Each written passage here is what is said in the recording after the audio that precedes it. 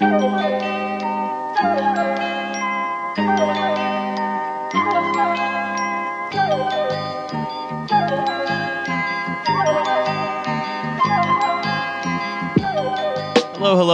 and welcome to Midden's Mosaic. It is, yes, the four of us are palace guards in Constantinople. It's Milo, Alice, Hussein, and Riley. And we are standing around the portrayal of Mosaic, where we're speculating what will the palace eunuchs do when confronted with Empress Theodosia's treachery. It is yon free one. I'm stealing Varangian guard valor. I'm like carving my name into the Hagia Sophia. That's right. It is here. It's real Byzantine hours over here at the podcast. We love Byzantine operations and disputes in the British government. Yeah, no, it's great. It's where we, of course, make mosaics that are then distributed to Cappadocian farmers and minor southern Italian city-state functionaries, where they can wonder, is Empress Theodosia going to have to answer to the bureaucracy for her many crimes against the decency of the state? Yeah, and was there a cake? Surely they're going to get her this time. After at long last. Quousque tandem, Boris. Abutere patientia nostra. No, it's just kidding. It's not a mosaic, and we're not in the Byzantine Empire. It's TF, and it's a podcast. What would it be the Byzantine version of a podcast? We would be like traveling bards. Manuscripts. Traveling bards. Yeah. Okay. I mean, look again. This is not my area expertise, so I'm leaving it to you guys to decide what that is. I think we are creating mosaics and then having them sent round from southern Italy to like Circassia. So I would have thought the mosaics were kind of like the equivalent to t-shirts and like hoodies and stuff. Oh yeah. We put the design on the back of the mosaic tiles because we think it looks cooler, but nobody can see anything. They just think it's a regular floor. That's right. One day, all of the oral tradition of Trashfuture will be written down by one guy who will be falsely assumed to be its author. Remember ye when the Scuterios was a rough and tumble? That's right. I'd like to see Andronicus Comnenos wriggle his way out of this one. I'm going to be honest with all of you. I would be very happy to never talk about Partygate again. So we're basically not going to. Remember when the Vigiles had a gladius? I think we would perfectly survive the fall of Constantinople and then also just become Ottoman bards. We're all just doing reclining on divans, wearing progressively larger turbans, like throwing heated combs at our various servants to make them like eating delight. Yeah, absolutely. Yelling at we changed the name of the the weekly bardic repartee that we all do from Midden's Mosaic to the most excellent and sublime recitation. Yeah, exactly. Illuminated recitation. That's what we're doing. The reason I talk about this, right, is that I'm not going to keep following these revelations day by day. They're dumb and boring.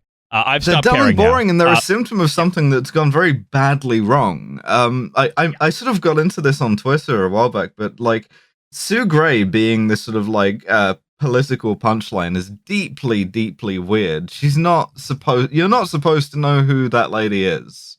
No. But also, she's the new Jackie Weaver. That's all. You're not supposed to. No, that's different. That's just someone who that's the thing. That's what the jokes turned out to be. But it's like doing Jackie Weaver, incorrect. But it's Alan Dulles. It's like my impression is that Sue Gray to some libs is supposed to be like a Robert Mueller figure, right? Or at least 100%. Yeah, absolutely. There's this moment, and it's happened with Dominic Cummings thing. It kind of happened when Boris got COVID. A little bit where COVID was our Robert Mueller. where there was investigating where Boris. Even if you didn't really want to talk about it, and even though you sort of knew that it wasn't going to lead into material change, you're like, okay, it could be funny to see this man cry and could to see him have to resign or whatever, right? But then it kind of gets ruined, and it gets ruined by two things. First of all, it gets ruined by YouTubers and led by donkeys and stuff. Like they immediately make it cringe and therefore unappealing and just proof that, okay, this isn't going to work, right? So wherever like led by donkeys go, you should just go the other way because it's just not. I'm going to put my happen. marker down right now, Hussein. Led by donkeys. If this like goes one way, again, I'm not going to speculate how it goes, but if it does go the way that she like ends up, writing some report or whatever, led by donkeys is going to like takes like millions of pounds from people to like make a big billboard outside of Parliament to say that she should be like made a dame. It's the same. I think it's the same instinct. You're right, as Robert Mueller. I think it's also the same instinct as, to do a bit of continuity here, the right wing thing of, oh, what if we just got the army in? What if we rode some cataphracts into the Emperor's palace and they sorted it out? It's like it's so constrained. It's like, okay, well, the thing is clearly broken. We need someone to fix it. How about anybody off this list of people who have spent their entire lives in this system making it work this way? Well, and sorry, also, Hussein, what was going to be your second thing? I cut you off. Sorry. Fuck. I mean, I don't actually remember what the second one was, but off the top of my head, don't make me have a second thing, Riley. That's emotional labor. Off the top of my head, it's also just like the kind of, this just the time that it takes, and I think after a while, like it just sort of gets boring. I don't know. I could be wrong, right? Like this could lead to like him kind of like the toppling, and based on like other Tory revelations, including stuff that isn't related to Partygate, but has come out like quite recently. You can definitely like see that as a possibility. I think there's also just like my kind of worry is that if with the collapse of the Conservative Party happens over like these kind of scandals, the discourse that's going to be surrounded it is not like they kind of got toppled by their own incompetence, but we were right that what we needed was sensible adults in the room. Yeah, it was a victory for civility and following the rules. But Boris really is in trouble now because the Janissaries are investigating him. Did we go from Byzantine to Ottoman while recording this like flawlessly? Yeah, as they did in history. I mean, like, the thing I find about it is that like, what exactly are we investigating here? Because the thing is, I almost want to say that doesn't matter. Right? What I think matters, right, is that the entire because the like breaches of the rules and the crimes and stuff, those are all like flagrant and obvious. Investigating them is in itself a farce. This is what I mean, as in, like, no one actually disputes any of the facts, more or less. There's nothing to be investigated. All that's disputed is whether or not that constitutes a party or not, which is basically a philosophical inquiry at this point. Was yourself and the gentleman having a symposium? Yeah. But would you agree, Kryto, that the presence of a cake does not necessitate the presence of a party? I don't rightly know, Socrates. Yeah, we got Plato in to try and use his theory of the forms. But no, the reason I think like the content of this is something that is no longer even interesting or worth paying attention to is that the overall form of where the political life of a society is reduced to wild speculation as to how an individual functionary of that society is going to do its job, right? Where you have civil servants who become celebrities, whether they're Robert Mueller or whether it's this Sue Gray person, right? That something has gone badly wrong in your democracy.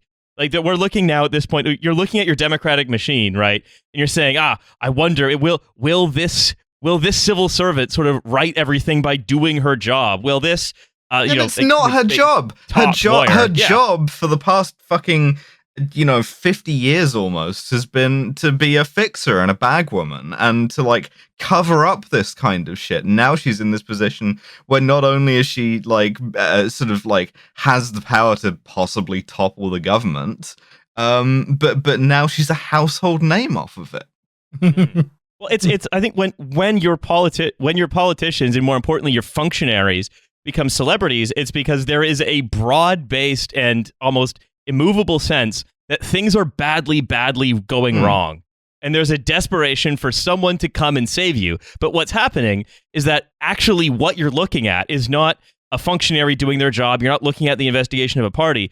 What you're looking at is the slow disintegration of a political system as a going concern turned into a spectacle. Well, if there was what is happening. If there was a cake, then it would certainly have been a party. It cannot be otherwise, Sue Grayocracies. And she's like, oh, I have him now. Yeah. Sue Gray gesturing to a young boy playing the nose flute in the corner. But you, boy, what say you to a cake? But that's what I honestly think. Like, that is what we're looking at. It is the collapse of the state is sort of, I think, I don't know. We're looking at a Byzantine Ottoman Sue Gray talking to a slave boy playing a nose flute. Absolutely. It's pretty obvious. It's pretty straightforward. Even if it does topple the government, like, to go back, who cares? Because to go back to the classical analogy, then we're just in a kind of like Year of the Four Emperors scenario, but there are like a bunch of libs who believe that'll be a victory for democracy for some reason. Strangled in the bath by the Praetorian Guards. I'm sick of Galba. I want Otho. Like, it's just like, what? Nothing is going to change. They're just going to change the guy. It's more annoying than that. It's going to be the same shit. It's more annoying than that because we get the retrospective angle, which is as soon as Otho has been deposed, people start going, oh, you remember Otho? He was kind of a girl boss. Otho was the most girl boss Roman emperor.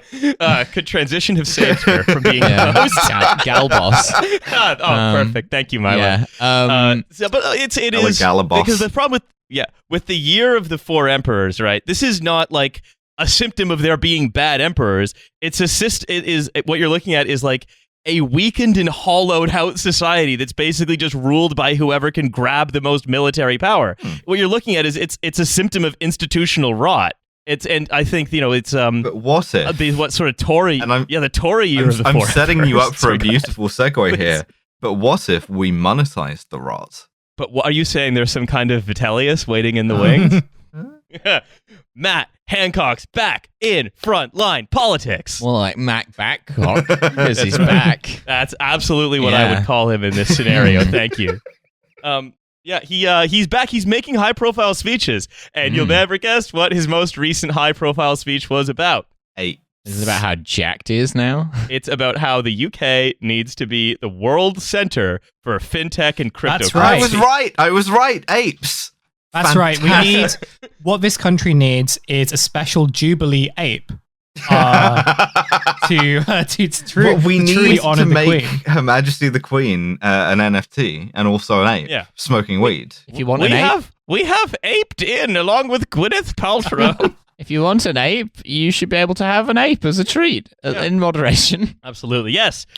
Matt Hancock returned to frontline politics, making a speech today about how one of the reasons that we need to be the center of cryptocurrency is because these things, I'm not kidding, increase transparency and decrease fraud. Didn't the government just write off literal billions in COVID loan fraud? And didn't a sort of like relatively obscure minister resign in protest over this? Look, maybe, but what if there was like you could get an ape in there? What if you aped this particular dynamic? Donkey Kong got a COVID loan. As like a COVID recovery thing, you get a government rebate for an ape. you get a government ape. Yeah. Everyone gets the to National like Ape have Service. like everyone gets to have like free at the point of use, an NFT profile picture. Whatever you want to use it for, looking at, showing others, going on late night talk shows. You need someone to tear something to shreds? Use that government ape. No. You're talking about a real ape. This is a picture of an ape that you get. Oh, I see. Okay. Yeah, you don't actually own the picture either. It's technically what you own is like a distributed receipt for that ape. It's the Brit Ape Yacht Club. Mm-hmm. Right. Okay. I see. And it's gonna be just absolute. It's gonna be on the Royal Yacht. Probably the new one. I keep saying it's gonna be absolute dog shit, indistinguishable from the normal ones. We should replace the Queen with an NFT. Yeah, with an ape. Yeah, with an ape. Yeah, we can replace with Queen Ape. We could get like a Dunstan checks in situation, but like it's the Queen and she's an ape. Her Majesty the ape. Yeah, absolutely perfect. But like, what I think is very funny, right? About I mean, look. Crypto is it's much more than apes. It's also different Ponzi schemes. There's also there's also a lazy lion. Yeah, you thought this was one scam? Oh no, it's hundreds. Because I was just finding it very funny, right? Is that on the very same day that Matt Hancock makes this speech, like 2 different gigantic rug pulls happen worth like millions and millions Adam and Curtis millions. rubbing his hands. Meanwhile, in Beirut. Yeah, well, this is on Canada. It was an actually. illusion. Meanwhile, in Beirut, Saskatchewan. Yeah, that's right. So like there was a blockchain called Time/Wonderland. The blockchain was Wonderland. The token was Time. That was run by a guy called Sifu, whose real name was Michael Patron, whose real name was something else. It's Lionel Hutz. well, yeah, AKA Miguel Sanchez. Yeah, kind of. This is like cryptocurrency Lionel Hutz, right? And this crypto Lionel Hutz ran an exchange in Canada called Quadriga, which again like was a fake exchange that just took like huge amounts of money from people. We should be getting into fraud, man. We're in the wrong business. It's a growth industry, apparently. Yeah, and you can just get away with it. You just do it, and then you took a load of money off idiots, so no one cares. And then they're like, "Okay, you're rich now. You beat the game." It's knifey spoony again. Like, you worked out how to be rich. Okay, you're one of us now, so you're immune from the law. And then Matt Hancock stands up in the House of Commons and goes, "Listen, there is no scam too dumb that I will not fall for. I want Britain to be a repository of greatness in the wallet inspection industry." So I'll give you an example, right, of the kind of thing that Matt Hancock wants to come into the country. This is the Time/Wonderland use case. Don't worry if you don't get it, because remember, it all turned out to be a scam. Dollar-pegged stablecoins have become an essential part of crypto due to their lack of volatility as compared to other tokens. So far, that's something we've talked about a lot. Users are comfortable with transacting with stablecoins, knowing they will hold the same amount of purchasing power today versus tomorrow. Do you know where they're going with this? Fuck, no. They're being inflation bugs. They say false. The dollar is controlled by the U.S. government and the Federal Reserve, meaning a depreciation of the dollar is a depreciation of those stablecoins, i.e., your cryptocurrency is not going to be like your fantasy retreat from inflation. This is just a guy talking really fast while asking if I'll lend him my watch. That's right. I love the way they state things that are obvious. Like, so one stablecoin is $1, and you know what that means? That means if the US dollar goes down in value, the stablecoin goes, yeah, I'm not an idiot. Also, all of these people who are like, there's been 1,000,000%, billion, trillion% inflation since we invented money. It's like, all that means is that you think that a time traveler from the 1910s ought to be able to buy a meal with the change they have in their pocket. That's all that means. Yeah, it just doesn't mean anything. Yeah, because all of these things, a lot of these things tend to rise, roughly speaking, in tandem with one another, which means the problem isn't that is that wages are low because of inflation. They're low because of all of the factors that we talk about. But people like this, I like it when the number is small. Yeah, number small, number go down. And so basically they were like, so we're going to have this non-pegged algorithmic stablecoin called Time. And it's going to be algorithmic and it's not pegged to anything, but it's also stable somehow. I hate when the stablecoin is non-pegged. Yeah. It can't be inflation in anything else basically, other than fiat currency. So the guy behind this, right, ends up taking, again, hundreds and hundreds and hundreds and hundreds of ether out of this exchange. And people are like, yeah. This is why there's 169 million. This is why there's no inflation in a stablecoin, is because it immediately is revealed to be a scam before any of the structural things would kick in. Yeah. And the funny thing, of course, is that, again, this thing is now completely worthless. It was revealed to be a scam. And they were like, and the people who were like, look, we knew we were getting involved with this guy, but we believe you shouldn't judge people on their past. Everyone deserves second chances. That's right. That is very true. Which is a Matt Hancockian thing to think. Oh, so Matt Hancock deserves a second chance. Absolutely. Absolutely. Yeah. I think I'd like to welcome him back with some kind of party. Perhaps we could get him a cake. We could get him a call-in. How happy would Matt Hancock be with a Colin the Caterpillar cake? I think he'd be delighted. I think he'd be momentarily confused. Matt Hancock shirtless, emerging from the Serpentine, slicing himself off a hunk of Colin. Yeah, perfect. Yeah, great. Ready to return to frontline politics now that everyone else has broken the COVID rules worse than him. I'm so happy for Matt. He got out of the high pressure ministerial job. He's run off with his love interest. No, I think he's looking. No, jacked. I think he's a bachelor. I mean, he is looking jacked. And really? The thing that people refuse to admit is that he's looking good. He is looking. He's. I saw that video of him climbing out of the lake, and I was like, "Damn, Matt Hancock kind of." So nice he's like, he's like a single bachelor, with loads of money. This is now the Find Matt Hancock a Girlfriend podcast, and he's like, and he's now just pivoting fully into tech. What he wants is a big titty tech goth GF, and we want to find it for him. We are going to find it for him. We're going to find him a gun girl. We're going to find him an ape. We're going to get him. He's going to marry. If anyone was going to marry an NFT, it would be him. but somehow lose everything in the divorce. Hancock married to a Jew. New thing of like NFTs themed around different supermarkets, Caterpillar cakes. Well, you know, you can get those NFT girlfriends now, right? Excuse now me? you've always been able to get those. You've been able to get those the whole time. There's gonna be a Boris Johnson party NFT, isn't there? No, fuck off. No, Led by Donkeys is gonna try to mint an NFT, and they're gonna end up getting all of the money they get donated stolen from I'm them. sorry, I was holding the lays. I'm sorry. I didn't mean to. Anyway, no. So that's all. That's the British stuff done. I'm gonna put the British stuff over to one side, back in its little box, and Time to put away childish things. Yes, absolutely. And I think that's the last word. I think I really want to. Let's go talk about some normal stuff. Yeah. Unless something really fun or interesting happens in the ongoing like Tory party, civil war, press, including the press. Yeah, like, unless maybe, like but, Liz Truss comes at Boris over the dispatch box with a knife, like that's funny. Otherwise, whatever, you know, it'll collapse the government or it won't. It'll lead to like long structural change in the Tory party or it won't. I'm just here playing with my fucking mosaic set, man. Yeah, shut up. Don't talk to me. I think the conclusion that I feel good coming to around the whole thing and ready to kind of put the saga away now is that when sort of functionaries of the state become celebrities, things have gone badly wrong. So I want to talk a little bit about the frontier. The frontiers that are being invented by, of course, our various gods. And masters. Because as we know, capital needs a frontier to exploit, like more than its core. And so, of course, as we know, with no frontier left to go to on Earth, sitting in the Imperial core, like, glad no one's going to imply any Imperial violence to me. Safe from that. Yeah. Oh, that's the one good thing about being in the core, baby. No matter what happens, the violence never comes here. Yeah, that's right. Is that. I want to focus a little bit on Zuckerberg and Musk, their journeys into conceptual frontiers. Zuckerberg, of course, to the ongoing. You can see the sort of the structure of his dream of this thing called the Metaverse, whatever it may be, emerging Mr. Chapo, in front of your eyes. Frontier of the mind.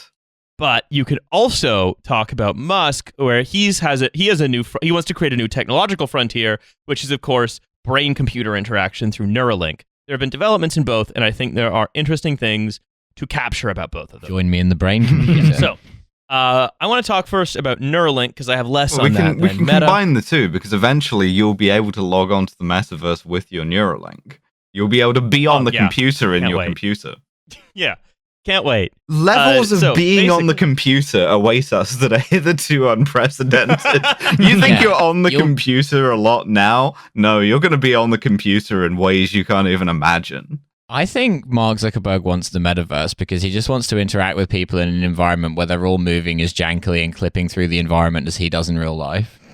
So, basically, Elon Musk's Neuralink company has hired a clinical trial director, which means they're ready to start human trials. Again, every time Tesla announces something or Elon Musk's connected companies announce something, they're like, yeah, it's going to be here in 10 minutes. Then it's just like a guy in a suit and they have no intention of ever making the real thing. Yeah. And so given the safety record of other Elon Musk projects, the official Trashfuture legal medical advice is volunteer for that trial. Oh, yeah. Right. Just completely lie safe. to them and get more than one put in. Yeah, that's right. Get one put in your dick as well, just in case. So take all of this with a grain of salt that he predicted that he would already have these like inhuman skulls widespread adopted by like 2020. Right. He predicted that. I don't like thinking about Elon Musk in reference to like skulls or like my skull. I don't. Yeah. Yeah. Well, I mean, Elon Musk is something of a world eater. I think you could think of him as like, a throne of skulls, brass, big axe. He's the most cornate of the billionaires. That's sure. Yeah. No. So he wants to hire a clinical trial director for Neuralink. He says, as the clinical trial director, you'll work closely with some of the most innovative doctors and top engineers, as well as working with Neuralink's first clinical trial participants. You will lead and help build the team responsible for Neuralink's clinical research activities, developing the regulatory interactions, blah, blah, blah, blah, blah. You'll be furnished with a pool of rubes upon whom to conduct experiments. And I mean, just by the way, like, not only does have all of Elon Musk's brilliant tunnels under Las Vegas now like just filled up with cars that like explode if you look at them. A lot of his cars explode if you look at them weird. Yeah, don't look at them. It's a biblical parable. And also, yeah, it's a biblically accurate Tesla. And also, additionally, the fully self-driving tends to like, kill people again, because it hungers for blood, of color. Which is, just yeah. That's why he's a cornate billionaire. Yeah, exactly. We've managed to build a racist Tesla. They didn't manage to build it; they built it already. It was already built. It's very smart. It's able to do racism. This is a level of advancement we didn't expect from cars. We thought we were going to have to teach them racism over many years. Finally made a car that has become British. Yeah, but also on top of that, right? Just a few days ago, there was a revelation that like a popular Tesla third-party extension. Which like so you can like track why are there Tesla Tesla mods? Like I get yeah. Well, hang on. What happened was none of the default admin passwords were changed from admin, and so one security researcher was just able to take control of like 25 Teslas at random in California. That's good. And so this is the guy who's like, I want to put a chip in your brain. Also, the password is password. So, yeah, I got the fucking Neuralink installed, and now a Macedonian teenager has control of my right arm. It's like, it's kind of like that movie, that really bad movie, Gamer. I don't know if any of you remember that. Do you remember the movie Gamer with Gerard Butler? I remember where he gets control. Gamer. Yeah, where they get controlled by teenagers, and I think all of the kind of real life players are prisoners, right? Yeah, I think it's like a similar premise. It's sort of in reverse, right? Because like instead of a Macedonian teenager being able to make Gerard Butler like say the N-word or whatever, instead it's just you haven't done anything wrong or been accused of doing anything wrong. You're not a prisoner. You if anything, you have to pay for the privilege of getting a Macedonian teenager to make you say the N-word. On the other hand, you do now have a bulletproof excuse for being racist. Yeah. So, that's you can drop any slur you want at any time, and all you have to do is turn your head slightly and tap the Neuralink a couple of times and go like, they fucking got me again, man. No, not believable. Not believable. Macedonian teens would only have you saying terrible things about Greeks and Turks. So I'd be indistinguishable from the way I already am. You can wear one of those cards like on the bus. So like when you kind of just like a special lanyard. Yeah, like when you kind of go off on a genocidal tirade against Serbians. I'm exempt from the slurs rule, like a little TFL badge. Just think about how badly Teslas fuck up constantly, right? How janky and shitty this technology actually is. And I don't know, is this what you want in your brain? Because it's like it's the flying cars thing about technology where it's like, yeah, well, technology means more, faster. Yeah, well, I mean, the thing is, right? Like, it's always going to be possible to be like, this is insanely dangerous because that's all human trials. That's why you do the trials, right? But like, this is dangerous at its. This is like, what if Merck did all of their shit in a bathtub? Yeah, that's exactly my point. Yeah. It's like, okay, fine, doing human trials, that's important and that's worthwhile. Doing human trials about stuff you don't know anything about, that's also fine because that's the point of doing them. If you then agree to do the trial and you walk in and it's a South African man with a bathtub full of ice, then I think you're entitled to go, all right, I've been hired to do some work. Okay, this guy needs some test subjects. Clinical director Jerk Vanderklerk. He's technically a doctor now. Remember, right, is that the fig leaf explanation for the Neuralink thing has always been it's going to be used to help people with disabilities. So what Elon Musk has said, though, right, is that this is also because general AI is going to outpace humanity so much that we are going to need to stay relevant in the workplace by interacting with the computer without being mediated by our stupid hands. Yeah, you need to be on the computer more in order to achieve productivity. Yeah. And so it's a vision of the future that's about, well, we go on the computer a lot now. What if we could go on the computer more, and as you say, Alice, in ways we've never possibly imagined? There's another thing going on here, which is like the reasons why things are like rotting and things are falling apart is because, like, everything is terrible in ways that we've explored. And the sort of the thinking here that Neuralink or like the metaverse or any other way of being on the computer will fix this is sort of like going, okay, well, if it takes like one person 10 minutes to dig a hole, then if I get like, 600 people, it'll be done in a second. Mm-hmm. Yeah, that's right. And, on top of all of that, it's do not check my math on that. I'm not confident that I know how many seconds are in 10 minutes. You're not asking sort of whether or not the holes should be dug. You're not being liberated from digging holes. And also, it's just you make it faster, which is its own thing. Is that like the only thing that's available what if you to dug us? The hole with your brain? It's like doing like French futurist maximalism, where like the only permissible question and answer is the word faster. But it's also like that just doesn't work that way. There's diminishing returns. There's only so much you can be on the computer. I'm on the computer as much as I can be. I'm jacked in to the fucking cyber zone. Well, also, there's another thing on top of this, right? Which is the paradigms don't extend infinitely. You can't replace you can't just keep making faster, more automatic cars, because eventually you run up against like the fact that they're going to be either crash into each other so often with horrible casualties, like blowing buildings down or whatever, or alternatively, you're going to have to make them so complicated that you've hit this point of diminishing marginal returns. You have to start questioning, why do we have, for example, cars? Why do we have humans interacting with computers in this way to like process data? Hell, the new Flash. Because this is the big structural issue with capital that we're trying to get to the resolve the contradiction of. Is this sort of like this debate that on the one hand, right, you can't have like an infinite frontier. At some point you have to have some sort of material cost that eventually the frontier is going to run out. You can't just move on to strip mine the next thing because you're going to run out of that. Versus, no, we won't. And it turns out that just saying no, we won't has worked out remarkably well. Yeah, we have to keep making a car that we can keep selling for more, and this progress has to keep going. Faster, we have to keep, faster. Yeah. And so even if the frontier isn't physical or somewhere in cyberspace, like with Meta, the frontier is purely a fake frontier. Obviously, it's not a real thing, but the frontier is just conceptually more and faster. This constant movement, and it's the movement that's kind of killing everybody.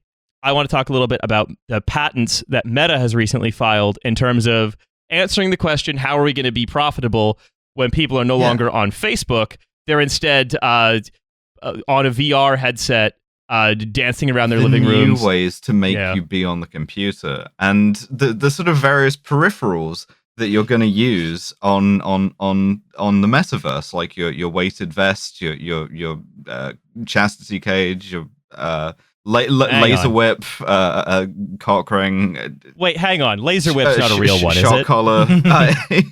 Is laser whip a real one, or is that one you've made up? You're going to use the laser whip to like whip through. It's definitely not going to be like used against you in order to make you work in the data mines. Understood. Okay, but I don't know if you've all seen that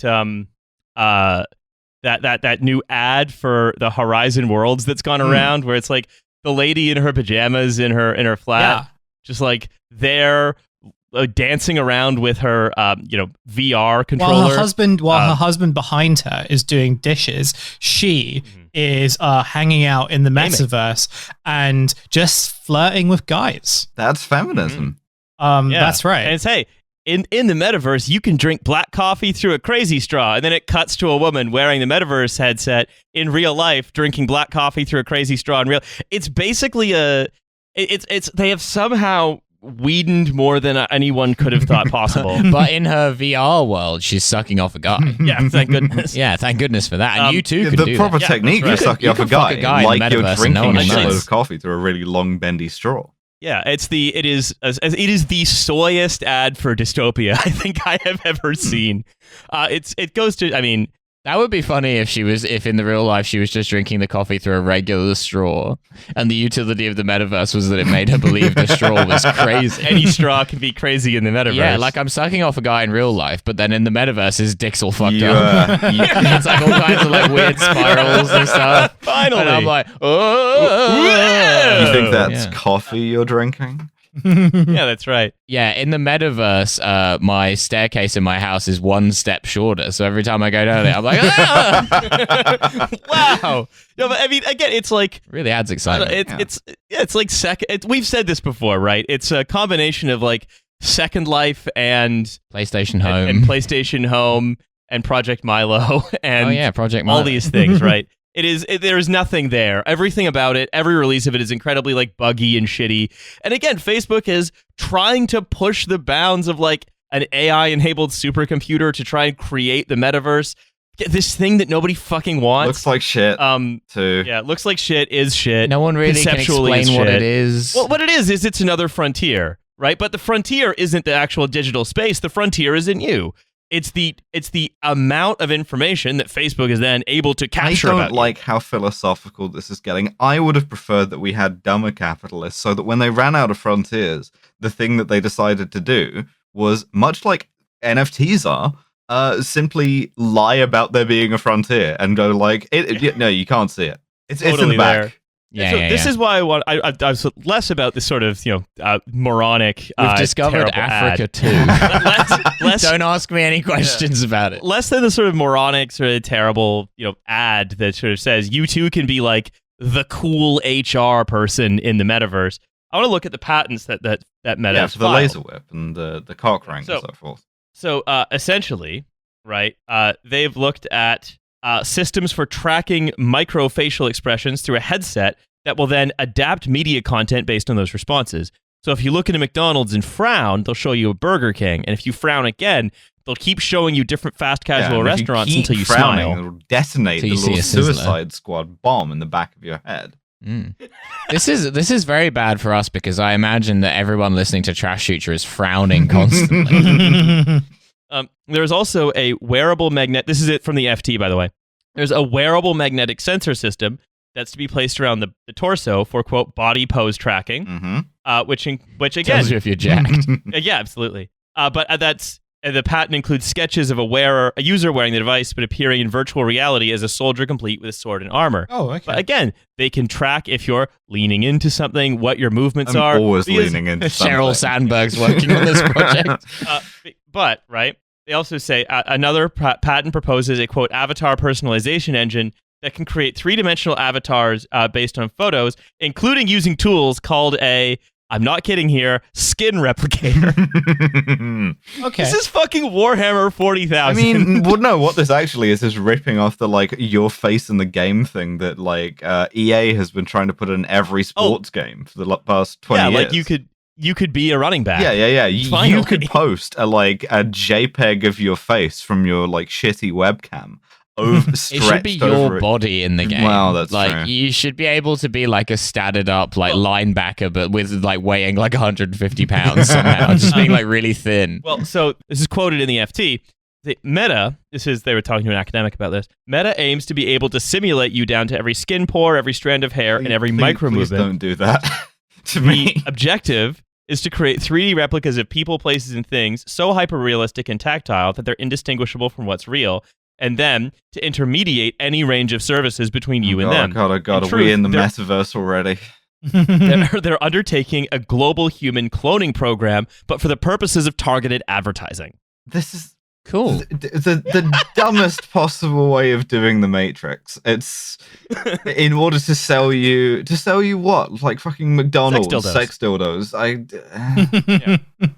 Yeah, look. Well, because like that's the reason that the other reason that sort of everything gets dumped into either advertising or war is that that's where you put overproduction, where you can't like sell anything domestically.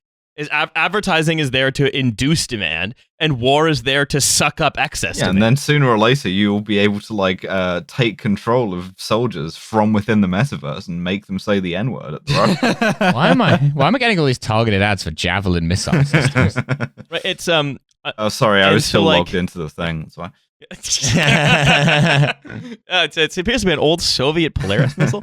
So the the idea of trying to make an advertisement that's so perfect that you can induce any demand in anyone is basically like, I don't see how you can move to another level of sort of fixing, say, what you might call some inherent contradictions that are present in a certain economic system, right? Smash cut to Riley in 10 years in the metaverse being shown a 3D rendering, and it's like, we found a new Niagara escarpment. Ooh. Just extend all the way across. Now. Yeah. I'm sure there's like some unique microclimates in the metaverse somewhere. So it's in the metaverse, every microclimate is a unique microclimate. That's right. That's correct. Another patent explores how third parties could sponsor an object in a virtual store that mirrors the layout of a retail store. Sake. Yeah, you could go to object. You could go to the mall and get advertised to by Claire there. Yeah, Claire's this rather. This Claire. display rack of crisps. It barely has enough to afford to live, but for just £2 a month. Yeah, you could go to the mall. There's a kiosk there, except you're in your house still, and you're wearing like a headset, and you're going to the mall, and maybe you're wearing. And the dream, of course, of these people is always to merge Web3 in the metaverse, right? That you can wear the NFT of your sunglasses, all that shit. Zoomers can finally hang out at the 90s mall in the metaverse. That's right, except like, they're all seeing a slightly different ball that's designed to induce as much consumption as possible in them, which is great. I can't wait to do all of these things that are... It's like DMT, kind of everyone sort of sees their own thing, you know. It's like, it's hyped DMT. As DMT, but the effects are more like Datura. Yeah, like one person's like, oh, I saw a lot of ads for, I don't know, like Pandora bracelets or whatever. And the other one's like, oh, I was mostly getting fucked by an alligator that was like 100 feet high. All right, children. So like there's all of this discussion, right, of how to fix Downing Street, how to fix the culture of non-accountability, whatever. All of these, things that are ultimately unimportant, boring nonsense. There are actual things that are happening that like just zero effort is being directed towards opposing. And I'm, of course, talking about the final sort of killing strokes against the welfare state are sort of being laid, right? The long process of the welfare state becoming that in name only is sort of continuing and is about to like the tax bill was kind of that for the US, right? There's the kind of just the federal government just kind of saying, you know what, more of American life is just you're on your own. This doesn't have any hot generals in it, so how am I supposed to pay attention to it? Yeah, there's no fun characters to pay attention to. No one grinding in the news. Misery. You know what would have improved I Am Daniel Blake is having a hot general in there. Yeah, they should have brought in General Grievous to do Downing Street. Should have put General Grievous and I Am Daniel Blake. Yeah. So right, but and this is what I'm talking about. Of course, is like again the thing that if we actually like had any kind of politics that was grounded in people's material existence of their lives, as opposed to like, a glorified debating club where people bandy the definition of the word party back and forth, then we'd be making more of a big deal of the fact that like there is a seismic change to universal credit coming. And I think it's related in some ways to some of the things we've been talking about on recent episodes. So the Tories feel like they're kind of administrators who've been brought in to wind up the failing company that is Britain. Turning the lights out, putting all the chairs up on the tables. Yeah. We're not doing a like Qatari investor rescue of Britain. We're doing a like paying off as much of the creditors as possible, winding it up as a going concern type administration. The tantalizing prospect of an episode of Bar Rescue, but the bar is Britain. Yeah. Gordon Ramsay's country nightmares. There's fucking ingredients in this. Yeah. You call this a train? It's fucking shit. So it's not a great Ramsay, but I tried my best. I mean, I believed it. Yeah. So when I'm talking about the changes to universal credit, some of the most important ones are sort of generally a tightening of sanctions, but the big one that caught me was they're reducing the amount of time you have to like look for a job in your preferred sector from 3 months to 4 weeks. Well, the thing is, right, this is a panacea for the economy like shitting itself, because now we can just move everybody into whatever they need. You're a lorry driver now. Yeah. I mean, look, if there's one thing that we learned from 2008, it's that when you cut all of the social safety net, it's really good for the economy, especially in times when the economy is bad. Yes, that's right. And it never has untoward consequences. At the risk of doing a sort of led by donkeys thing here, I will say that the important thing about sanctions and the reason why benefit sanctions are necessary is because if you don't have extremely punitive and unpredictable enforcement of rules, then people might start thinking that they can just go out and have a drink and some cake in their garden. Well, it's the also right, like what they're doing is they're saying, you have to take any job, and I think it's no coincidence, right, that this is another way that capital is dealing with the Great Resignation. I mean, say capital as, again, the monolithic edifice of the British state, party system, capital, etc., all being this part of one big block that has different awful faces. We're going to bring Corvée back, and you're going to have to work a shift building a giant, glowing orb in East London. Or the workhouse. That could be fun. Oh, yeah, we can People bring love back those. the workhouse. I've been saying for a long time that we don't get enough opportunity to wear, stripy waistcoats and pocket watches and just kind of, deny orphans food.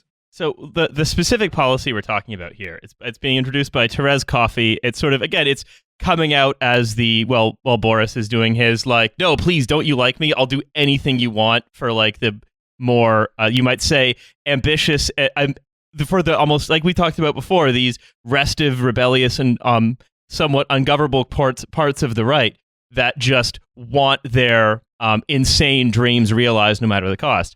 And of course, and so Therese Coffey introduces this, right? It's the Way to Work campaign, it's called, which focuses on again, it says it's focused on filling vacancies, as though, again, the vacancies are just there to be filled, that humans are these formless lumps of clay that can just be beaten into shape by the labor market. It's Operation Red Meat, and you are the red meat.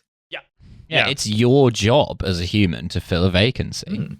With your meat. We talked about before how there are different ways of responding to the Great Resignation. There have been increased efforts at unionization. There have been some, various enterprising Web3 quote unquote organizations like Brain Trust that we talked about, right? That's like a fake form of worker empowerment, but that's themed as worker empowerment. There are people doing, like Zoom concerts with the cast of various Broadway shows and so on and so on. People are trying to figure it out. And the British state is doing all it knows how to do, which is solve a problem by threatening to starve people, essentially.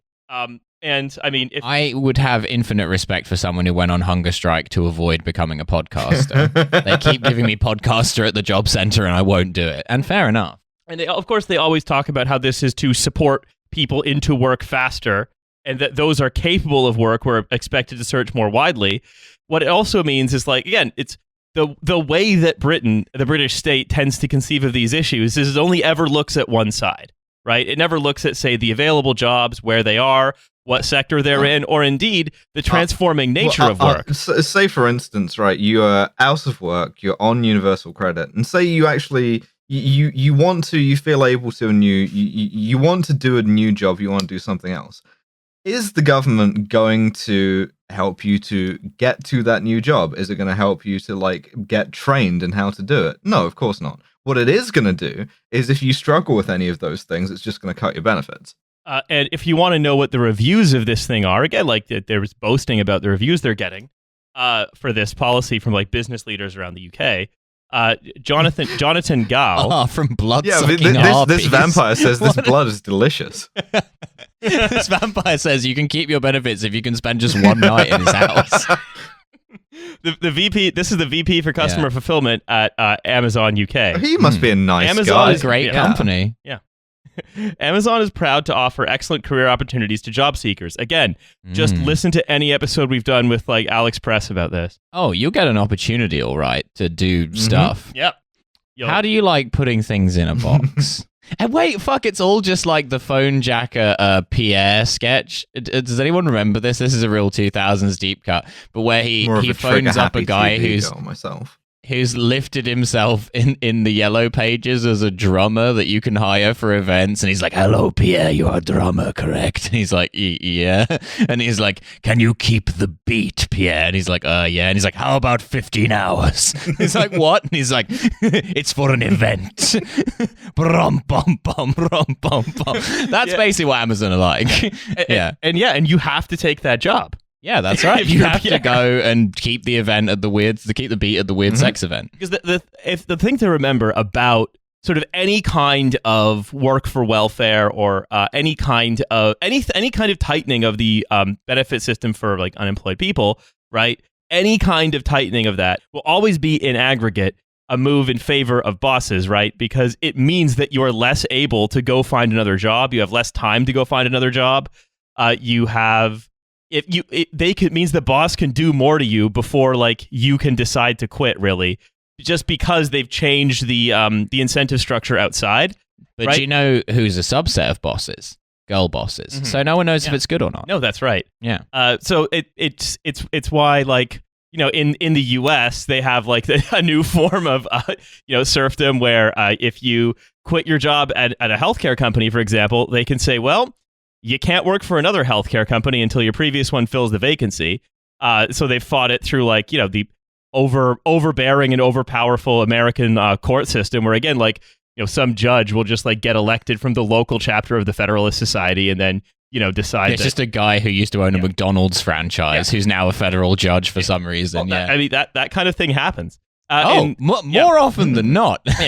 And in the UK, it's through like in the UK, right?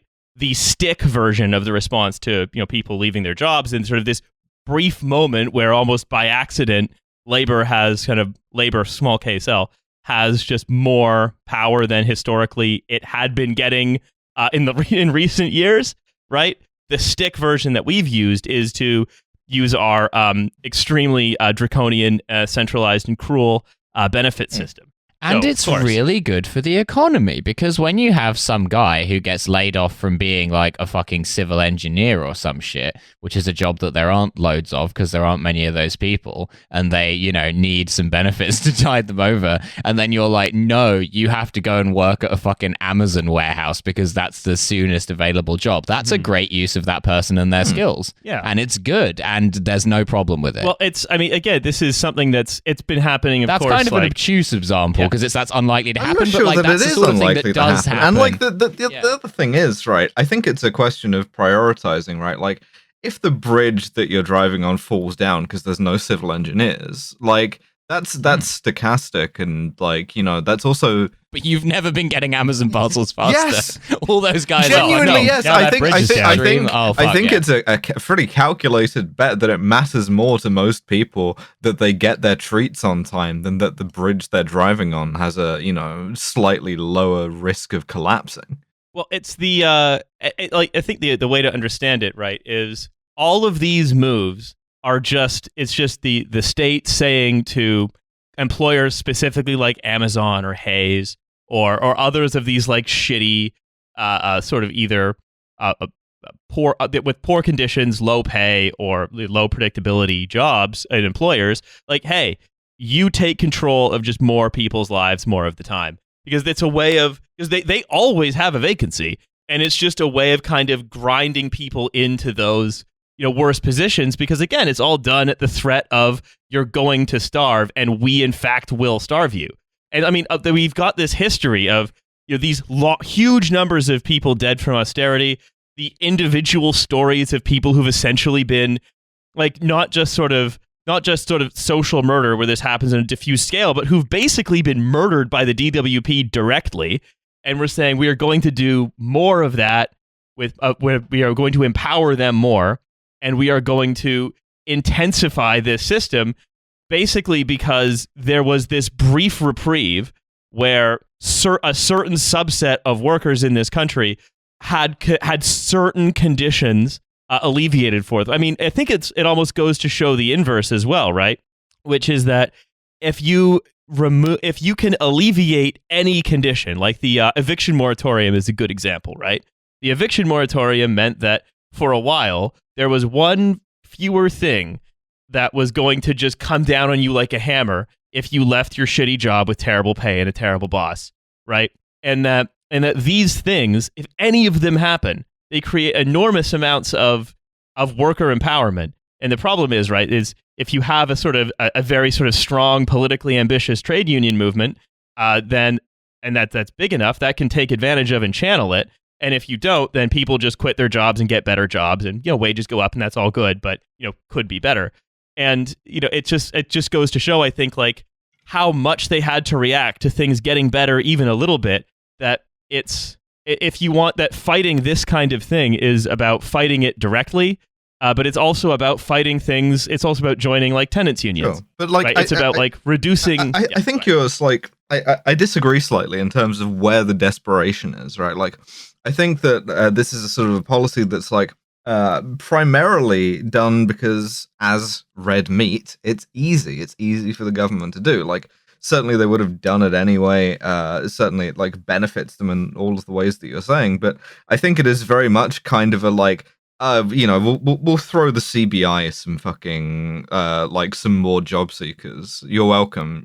Now please support Boris. Yeah, I think both of those things can be true at once, right? Which is you have is these diffuse reasons, right? These things I'm talking about are why this is such easy red meat. And I think that the main reasons that they haven't done it yet are that, as you were saying earlier, Milo, like the British sort of.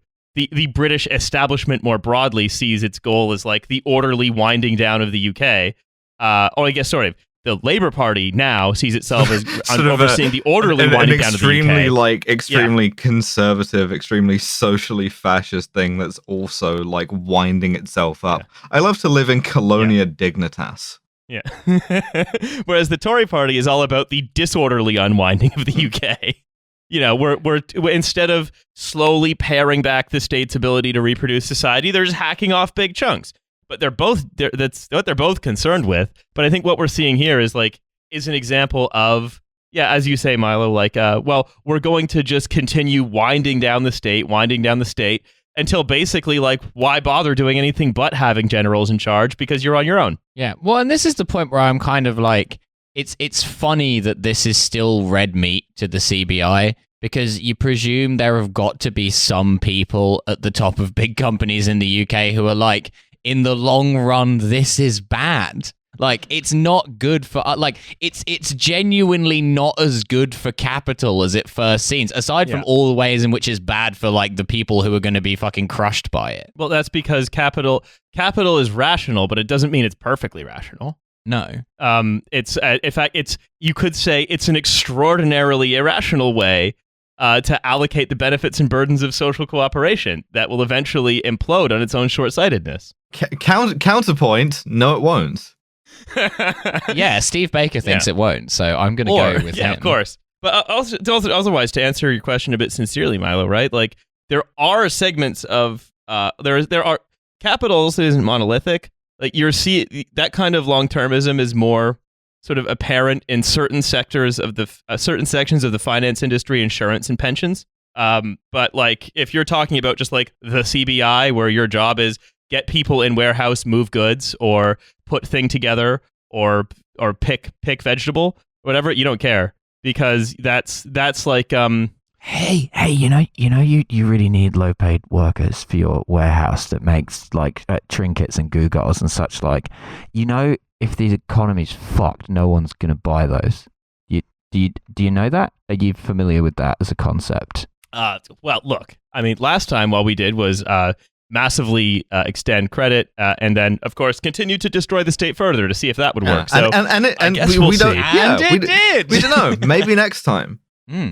Yeah, let's do the same thing again and presume the result will be different. It's called the definition of business. Hi everyone, it's me, Milo. When we were recording this episode, we got too excited about the concept of eating dinner and forgot to actually wrap up the episode. So hey, that was the episode.